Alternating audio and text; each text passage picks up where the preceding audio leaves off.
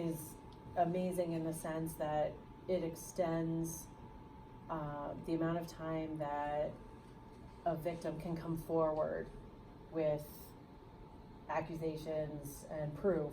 It requires proof of abuse. And so this was in California, it's 3 years. So when women are first coming out of... What was it before?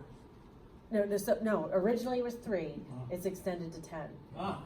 So, right.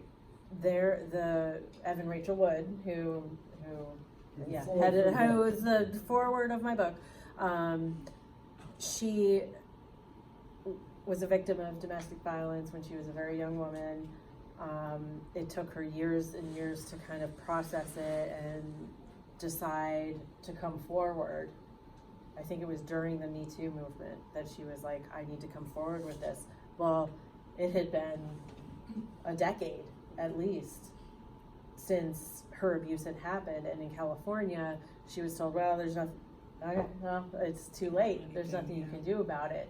So she was like, well, what do I need to do to, make it, extend that time? Because in 3 years, you're first of all, the first year is like you're processing it. You might not, people don't come forward right away. We see it time and again with women because you're afraid to.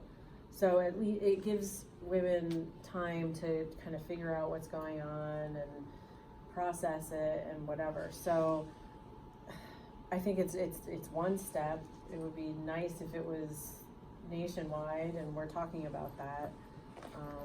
Passed in California, the governor is about to sign it.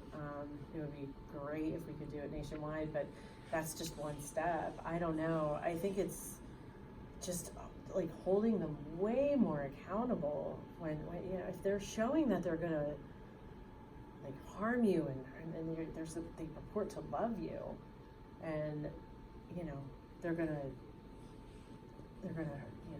I mean, I know so many survivors who've been choked. They're gonna stop your airway, like your breath. Strangulation, yeah. If that should be a felony, and they should not be able to plead down to a misdemeanor. They should not be, let's hold them at like the highest accountability. And not give a slap on the wrist. And not give a slap on the wrist. Oh, okay, right. Again and again and again. Yeah. Right. So I think from risk when it's your domestic partner, right. or your Versus if you're assaulted on the street by a Right. stranger. Yeah, right. So I think from a policy standpoint, it's crucial to have education in the court system, in the legal system, for people who are making the decisions to make an educated decision. Right. And right now they're not. Mandated training. Mandatory training programs for law enforcement and officers of the court and stuff like that. Everybody on the front Judges. line. Everybody on the Judges. front line. Judges, Yeah. for sure, because they have so much power.